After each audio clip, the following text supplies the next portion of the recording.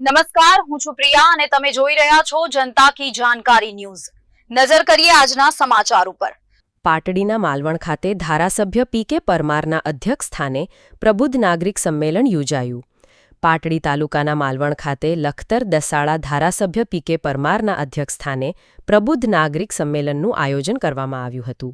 વિકસિત ભારતના નિર્માણ માટે એક રાષ્ટ્ર એક ચૂંટણીની વડાપ્રધાન નરેન્દ્રભાઈ મોદીની પહેલને પ્રોત્સાહન આપવાના સતત પ્રયાસોના ભાગરૂપે લોકજાગૃતિના હેતુથી વન નેશન વન ઇલેક્શનના અનુસંધાને માલવણ ખાતે સમગ્ર આયોજન કરવામાં આવ્યું હતું, જેમાં દસાડા લખતર વિધાનસભાના ધારાસભ્ય પી.કે. પરમારે સંવાદ અનુરૂપ વિચારો રજૂ કર્યા હતા।